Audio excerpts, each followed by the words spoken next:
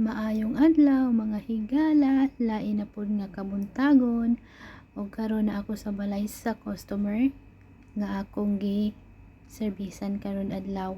Passalamaton kita sa Ginoo kay kanunay kita niyang giyahan ug gitagaan og kahimsog sa panlawas.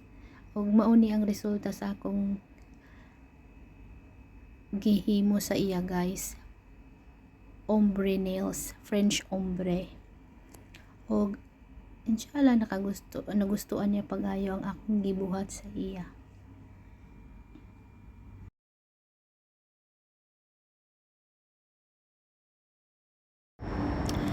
Okay, nahuman naman ko sa akong first appointment, nakauli na ko sa among balay.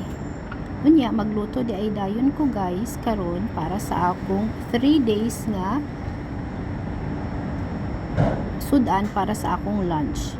Ug muni siya karon akong lutoon guys, ang kamote tops.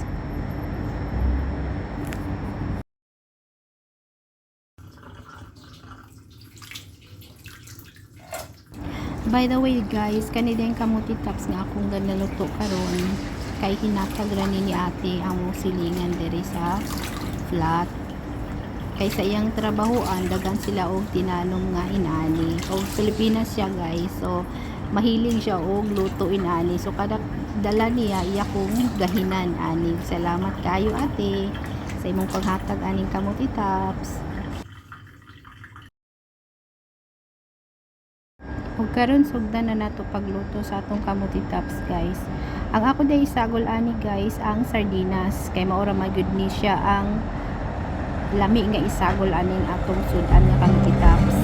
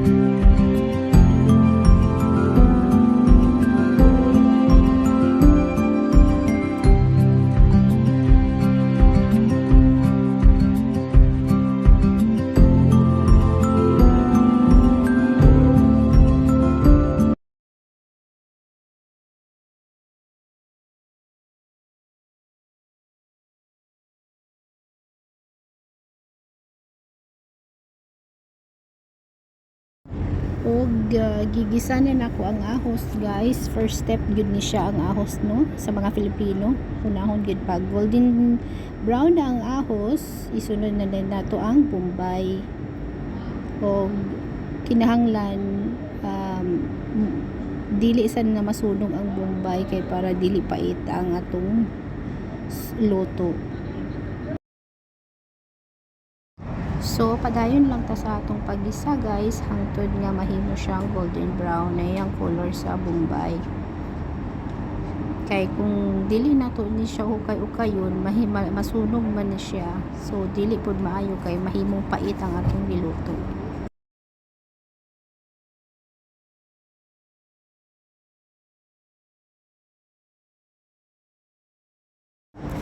Ug karon isunod na to ang pagbutang ang kamote tops guys. Unya pagkahuman sa kamote tops, gisunod na din ako ang sardinas. Inana ra siya ka simple guys. Kung gusto nato nga minadalian nato nga pagluto kay diri sa abroad kinahanglan may gyud nga dali ka kay dili ka pwede nga maglangay-langay ka kay naapay magluto susunod sa imo, naapay magamit sa kusina, mao kinahanglan teknik na lang gyud kita sa atong pagluto. Ug usa pa pag simple ang imong niluto, dili kayo ka makagasto sa kwarta. Kinahanglan nga gamito nato ang atong teknik sa pag-budget guys, kay kung dili gyud ta mag-budget diri sa abroad, dili gyud kita makatigom. Og mao baya gyud na atong purpose nga makatigom ta kay para pag mag for good na ta or mag-retire na ta, dili na ta ingon nga agkalisod pa pag-ayo parehas sa atong gibiyaan pagbiya nato sa Pilipinas.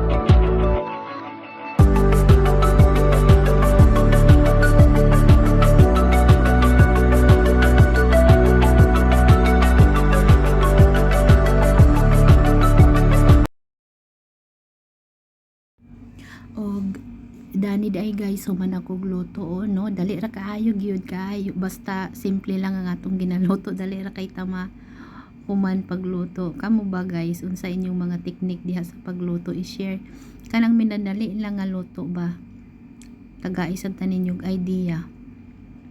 Ang karon ako na isulod balik akong mga gigamit gikan sa kusina, before day na ako gisulod, ako day nang ginatrapuhan sa tissue kay para ang mga ipis dili sila mag simot-simot diha.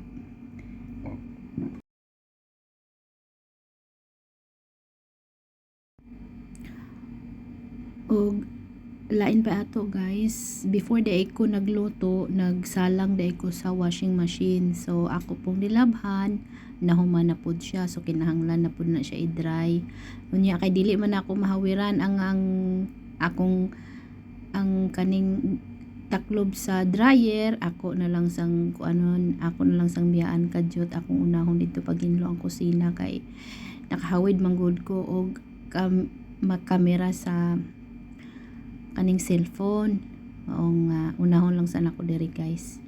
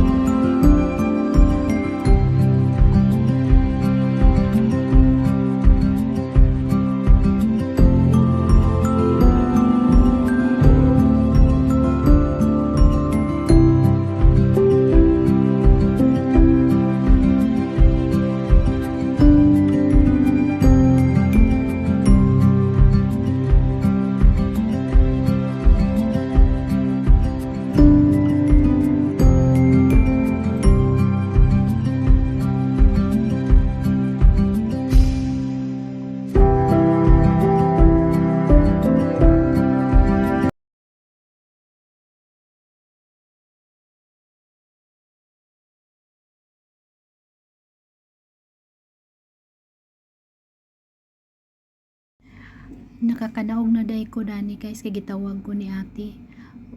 Og nag-naan ako diri sa bakery. Yung iya kong nagpatabang siya sa ako unsa ang kung mali ba iyang pagsuma or sakto ba iyang pagsuma.